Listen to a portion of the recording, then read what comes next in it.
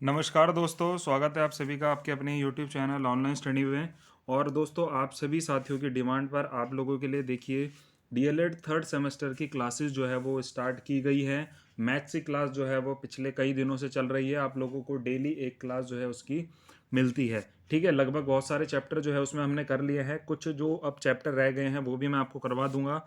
और देखिए, सामाजिक अध्ययन का जो है वो हम इसमें रिवीजन करना जो है वो अब स्टार्ट करेंगे। और आप लोग मुझे कमेंट करके ज़रूर बताइएगा कि आपको वीडियो कैसी लगेगी आज की, क्योंकि देखिए डेमो क्लास है ये कोई मैं आपको इसमें कोई सिलेबस जो है वो उठा करके नहीं दे रहा हूँ। मैं इसमें सिर्फ आपको एक डेमो क्लास के लिए मैं कुछ क्वेश्चन जिसके अंदर लूँगा और उसको आप पढ़िए, वीडियो को देखिए पूरा एंड तक और आप समझिए कि क्या उसमें से कुछ क्वेश्चन आपको लग रहे हैं कि जो आपने पढ़े नहीं हैं, या फिर वीडियो देख के आपको कुछ हेल्प मिल सकती है। तो उसके बाद आपके लिए वीडियोस जो है वो बनाई जाएंगी और इम्पॉर्टेंट क्वेश्चन जो है लिए जाएंगे, क्योंकि देखिए मेरे पास नोट्स तो है नहीं इस समय पर। और जो नोट्स मैंने पुराने देखे हैं उसके अंदर जो है मैटर बहुत सारा है, क्योंकि चैप्टर जो है काफ़ी ज़्यादा एक्सप्लेन किए हुए हैं। उतना समय जो है वो हम लोगों के पास इस समय पर नहीं है। ठीक है, तो डेमो क्लास जो है आज आप लोगों के लिए है, सुपर फास्ट रिवीजन क्लास जो है करेंगे। और इस टाइप से अगर आप तैयारी करोगे जिस तरीके से मैं आपको बताऊंगा, तो आप देखिए बहुत अच्छा स्कोर अपने डीएलएड के एग्ज़ाम में करोगे, क्योंकि हम एग्ज़ाम दे चुके हैं। तो थोड़ा सा देखिए, थोड़ा सा एक्सपीरियंस जो है वो है। और आप लोग भी सेकंड सेमेस्टर दे करके आए होंगे, तो आप लोगों के पास भी एक एक्सपीरियंस है। ठीक है, तो चलिए हम अपनी क्लास जो है वो स्टार्ट करेंगे। क्लास अच्छी लगेगी तो आप एक लाइक और एक कमेंट ज़रूर करना और अपने साथियों तक वीडियो शेयर ज़रूर करना। तो सबसे पहले देखिए, बहुविकल्पीय प्रश्न जो है वो मैं ले रहा हूँ कुछ इसके अंदर। और देखिए, आपको पता है कि 15 बहुविकल्पीय प्रश्न जो है वो आपके एग्ज़ाम में आते हैं। 15 बहुविकल्पीय प्रश्न आते हैं और उसके बाद आपके 15 ही एक एक नंबर के आपके क्वेश्चन आते हैं और फिर दो दो नंबर के आपके आगे के क्वेश्चन आते हैं। ये मैंने आपको लास्ट वीडियो में बताया था, आप जा करके उसको देख सकते हैं। तो पहला क्वेश्चन है देखिए, और इम्पॉर्टेंट क्वेश्चन है कि परमाणु शक्ति का महत्वपूर्ण केंद्र स्थित है। परमाणु शक्ति का महत्वपूर्ण केंद्र स्थित कहाँ पर है आपका? ये तारापुर में है। ठीक है, परमाणु शक्ति का महत्वपूर्ण केंद्र स्थित है आपका तारापुर में। क्योंकि देखिए, ऑब्जेक्टिव आपको एक या दो बार अगर आपने पढ़ लिए तो आप समझ लीजिए कंप्लीट हो जाएगा। राजन सीरीज से मैं ये करा रहा हूँ, बहुत से लोगों पर राजन सीरीज होगी और बहुत से साथियों पर राजन सीरीज नहीं होगी। तो उन लोगों के लिए बहुत ज़्यादा बेनिफिट ये कर देगा। ठीक है, और जो साथी चाहते हैं कि अदर कोई सीरीज़ भी ली जाए, तो किसी के पास अगर अदर कोई सीरीज़ हो तो वो मुझे उसकी फ़ोटोज़ क्लिक करके व्हाट्सएप कर सकता है, उसकी भी क्लास जो है वो कर देंगे।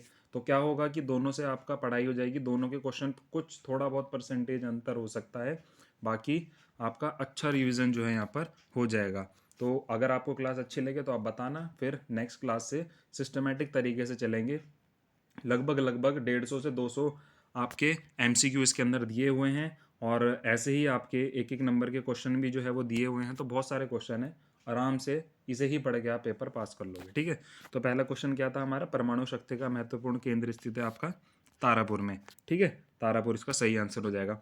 अगला है मुंबई हाई क्या है? मुंबई हाई क्वेश्चन आपके पास आई है, मुंबई हाई क्या है? तो आप क्या लगा दोगे? खनिज तेल का क्षेत्र। मुंबई को आपने कहाँ से जोड़ लेना है? खनिज तेल के क्षेत्र से जोड़ लेना है और कुछ नहीं। सिर्फ देखिए, मुंबई हाई पूछ रहा है, हाई से आप क्या लगा दो? खनिज तेल का क्षेत्र। ठीक है, आपने देखा मुंबई हाई आया, खनिज तेल का क्षेत्र आ गया, आपने आंसर लगा दिया। अगला है, आणविक खनिजों में कौन सम्मिलित नहीं है? आणविक खनिजों में कौन सम्मिलित नहीं है? तो ये जिप्सम है। आणविक खनिजों में कौन सम्मिलित नहीं है? तो ये जिप्सम है। एमसीक्यू देखिए कैसे याद आप करोगे। एमसीक्यू याद करने की ट्रिक आपके पास सिर्फ इतनी सी होती है कि कोई एक आप चीज़ देख लीजिए अपने क्वेश्चन के अंदर, जैसे इसमें मैंने आणविक देख लिया और उसको मैं कनेक्ट करूंगा जिप्सम से। ठीक है, तो इस तरीके से आप जो है थोड़ा सा याद इस हिसाब से आप कर लोगे। वहीं अगर आप एक दो बार क्वेश्चन पढ़ लोगे तो आपके माइंड में आराम से क्लिक कर जाएगा। ठीक है, उत्तर प्रदेश में तेल शोधनशाला कहाँ पर स्थित है? तेल शोधनशाला कहाँ पर स्थित है? आपकी मथुरा में है। ठीक है, उत्तर प्रदेश में तेल शोधनशाला कहाँ पर स्थित है? आपकी मथुरा में है। 2017 में पूछा गया है क्वेश्चन, ये आप देख सकते हैं 2017 में ये क्वेश्चन आया हुआ है। और आपको 2017, 18 और 19 प्रीवियस के जितने क्वेश्चन है, प्रीवियस 3 साल के क्वेश्चन यहाँ पर मैं कराऊंगा आपको। ठीक है, प्रधानमंत्री की नियुक्ति कौन करता है? प्रधानमंत्री की नियुक्ति राष्ट्रपति करता है। कॉमन सा सवाल है, पर देखिए पढ़ना जरूरी है, क्योंकि इसके अंदर बहुत कुछ दिया हुआ है थर्ड सेमेस्टर की सामाजिक अध्ययन के अंतर्गत। ठीक है, यदि कोई मंत्री अपना पद ग्रहण करते समय संसद के किसी सदन का सदस्य नहीं है तो उसे कितने माह में संसद की सदस्यता ग्रहण करनी पड़ती है। समझ रहे हो आप क्या कहना चाह रहा है ये, कि यदि कोई मंत्री अपना पद ग्रहण करते समय संसद के किसी सदन का सदस्य नहीं है, संसद के किसी भी सदन का सदस्य नहीं है पद ग्रहण करते हुए मंत्री का, तो उसे कितने माह संसद की सदस्यता ग्रहण करनी पड़ेगी? 6 माह तक। और उसके बाद वो अपना मंत्री का पद जो है उसने लिया है तो 6 माह तक उसे वहाँ की सदस्यता ग्रहण करनी पड़ेगी। और अगर वो पहले से ही उनका सदस्य है तो क्या होगा, वो डायरेक्ट जो है अपना काम करेगा, उसको वहाँ की सदस्यता नहीं लेनी पड़ेगी फिर। ठीक है। अगला है कि भारत के प्रथम प्रधानमंत्री कौन थे? आप सभी को पता है, प्रथम प्रधानमंत्री जवाहरलाल नेहरू थे। क्योंकि देखिए पेपर के अंदर आपका बहुत बेसिक सा क्वेश्चन भी आ सकता है और बहुत ही ज़्यादा टफ क्वेश्चन भी आपका बन सकता है। आपको क्या करना है, आपको सारी चीज़ें पढ़ के चलनी है। अगर आपके पास 15 MCQ आ रहे हैं ना, 15 अगर आ रहे हैं और अगर आपने उसमें से, मैं बता रहा हूँ कि 10 भी अगर सही कर लिए तो आपका काम हो गया यहाँ से। ठीक है। अगला है, भारत की प्रथम महिला प्रधानमंत्री कौन थी? इंदिरा गांधी थी, आप सभी को पता है। तो आप देख सकते हैं कि कुछ क्वेश्चन कितने बेसिक आ रहे हैं। केंद्रीय मंत्रिपरिषद उत्तरदायी होता है किसके? लोकसभा के प्रति। ठीक है, केंद्रीय मंत्री परिषद उत्तरदायी होता है लोकसभा के प्रति, आपको ये याद रखना है। तो इस प्रकार से जो है हम अपने एमसीक्यू जो है करना स्टार्ट करेंगे। और अब दिखा देता हूँ मैं आपको, जैसे कि हमारे अति लघु उत्तरीय प्रश्न आते हैं, जो कि ये भी आपके 15 नंबर के आएंगे आपके प्रश्न पत्र के अंदर। तो जितना ज़्यादा आप मैटर पढ़ लोगे, जितना ज़्यादा आप रिवीजन कर लोगे, तो क्या नुकसान है आपको? अगर 20 से 25 मिनट की वीडियो के अंदर 50-60 क्वेश्चन पढ़ने को मिल रहे हैं तो आपको क्या उसमें दिक्कत आएगी? कुछ नहीं दिक्कत आएगी। आप उसको सुनो आराम से और उसके बाद आप उसको करो अपने पेपर में, आपको आराम से ध्यान आ जाएगा। जो थोड़े से बड़े वाले हैं 2 नंबर के, उनमें थोड़ा सा टाइम लेंगे एक्सप्लेन करने में। ठीक है। पहला क्वेश्चन है, देखिए यहाँ पर, जैसे उच्चतम न्यायालय के कोई 4 कार्य बताइए। तो क्या क्या कार्य हैं उच्चतम न्यायालय के? ठीक है, ठीक है, समझ गए? उच्चतम न्यायालय के कोई 4 कार्य बताइए। तो कौन कौन से हैं? मूल अधिकारों को संरक्षण प्रदान करना, संविधान को संरक्षण प्रदान करना, उच्चतम न्यायालय अपने निर्णयों पर पुनर्विचार कर सकता है, उच्चतम न्यायालय में उच्च न्यायालय के निर्णय के विरुद्ध संवैधानिक मामले, दीवानी मामले आदि की अपील सुनी जा सकती है। तो ये मामले वहाँ पर सुने जा सकते हैं और अपने मूल अधिकारों का संरक्षण प्रदान भी वहाँ पर जो है वो कर सकता है, संविधान को संरक्षण प्रदान कर सकता है और अपने निर्णय पर पुनर्विचार भी कर सकता है। यानी कि अगर उन्होंने कोई निर्णय दे दिया है तो उस पर पुनर्विचार भी करेगा। तो ये 4 पॉइंट आपको इसमें याद रखने हैं। अगला है, उच्चतम न्यायालय के न्यायाधीशों की नियुक्ति कौन करता है? कौन करता है? राष्ट्रपति करता है। सुप्रीम कोर्ट के जज की नियुक्ति कौन करेगा? आपका राष्ट्रपति करेगा। ठीक है। उच्च न्यायालय का कार्य बताइए। अपने अधीनस्थ न्यायालय की पत्रावलियों को मांगकर जांच करना, अधीनस्थ कार्यालयों की कार्य प्रणाली संबंधित नियमों को बना सकता है। तो ये 2 पॉइंट हैं इसके, जो उच्चतम न्यायालय का कार्य बताइए। ठीक है, क्या कार्य हैं उनके? अपने अधीनस्थ न्यायालय की पत्रावलियों की मांग की जांच करना और अधीनस्थ न्यायालयों की कार्यप्रणाली संबंधी नियमों को बना सकता है वो। ठीक है। अगला क्वेश्चन है, अब तक कितनी पंचवर्षीय योजनाएं जो हैं पूर्ण हो चुकी हैं? तो 12 हो चुकी हैं। ठीक है। पता है आपको कब से स्टार्ट हुई थी? अगर मान लीजिए आ गया तो 51 से स्टार्ट हुई थी और 2017 तक जो है ये बनी थी। ठीक है, पंचवर्षीय योजना। ठीक है, 1951 से 17 तक काउंटिंग आप कर लोगे, क्योंकि बीच में देखिए 2 साल रुका भी है। ठीक है, तो वो बहुत लंबा मैटर है उसका, अगर ज़रूरत पड़ी तो चलिए वो भी बता देंगे। ठीक है, तो अब तक कितनी बार हो चुकी है? 12 बार पूर्ण हो चुकी है। ठीक है। भारतीय रिजर्व बैंक की स्थापना कब हुई थी? बेसिक सा क्वेश्चन, आप सभी को पता है कि 1935 में इसकी स्थापना की गई थी। ठीक है, भारतीय रिजर्व बैंक की। रिजर्व बैंक का राष्ट्रीयकरण कब किया गया था? 1949 में 1 जनवरी को किया गया था। ठीक है। राष्ट्रीयकरण देखिए बाद में हुआ था, स्थापना हो गई थी पर उसका राष्ट्रीयकरण जो था वो बाद में किया गया था 49 में। ये आपको याद रखना है, इसमें कंफ्यूज नहीं होना है कि स्थापना 35 में हो गई तो 35 में इसका राष्ट्रीयकरण हो गया, नहीं, राष्ट्रीयकरण हुआ इसका 49 में। ठीक है, ये याद रखना है। भारतीय रिजर्व बैंक के प्रमुख कार्य बताइए। क्या क्या प्रमुख कार्य हैं? आप सभी को पता है, आप इसको अपने मन से भी लिख सकते हो।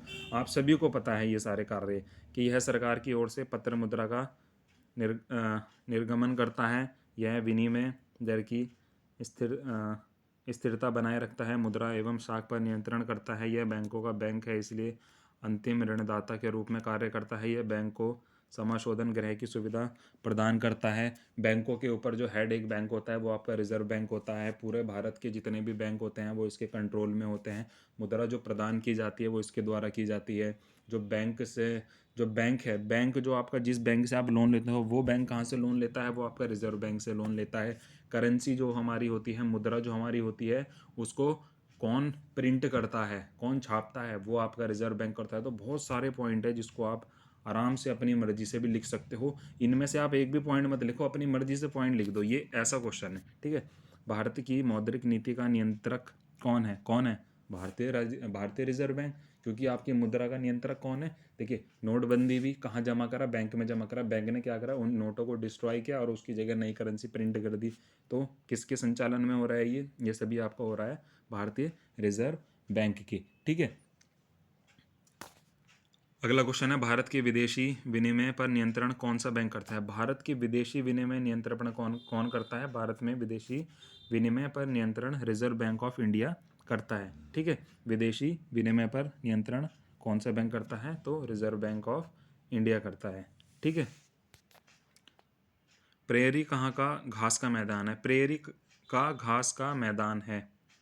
अच्छा, कहाँ का जो है घास का मैदान है? ये आपका उत्तरी अमेरिका का है। ठीक है।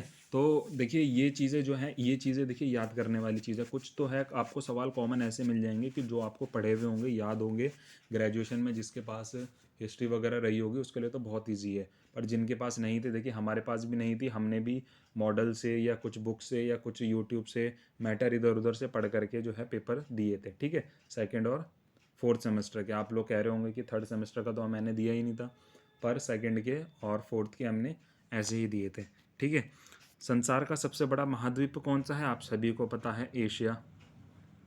सबसे बड़ा महाद्वीप एशिया में है। ठीक है। संसार का सबसे बड़ा महाद्वीप एशिया में है। ठीक है। संसार का सबसे बड़ा महाद्वीप कौन सा है? कौन सा है? एशिया महाद्वीप है। थोड़ा सा इसमें लैंग्वेज में मिस्टेक होगी है। ठीक है। राष्ट्रपति का कार्यकाल कितने समय का होता है? 5 वर्ष का कार्यकाल होता है। प्रधानमंत्री का कितना होता है? 5 वर्ष का होता है। सीएम का कितना होता है? मुख्यमंत्री का कितना होता है? 5 वर्ष का होता है। एक विधायक का कितना होता है? ठीक है। एक सांसद का कितना होता है? सभी का 5-5 वर्ष होता है। ठीक है। आपको ये याद रखना पड़ेगा। तो दोस्तों, ये थी आप लोगों के लिए आज की डेमो की क्लास। अगर आपको क्लास अच्छी लगी हो, आपको लगा हो कि हाँ इस तरीके से पढ़ के हमारे लिए जो है बेनिफिट हो सकता है, तो आप लोग कमेंट करके ज़रूर बताइए कि सर आप इसी प्रकार से क्लास जो है वो स्टार्ट कर दीजिए। मैं क्लास आपकी स्टार्ट कर दूंगा।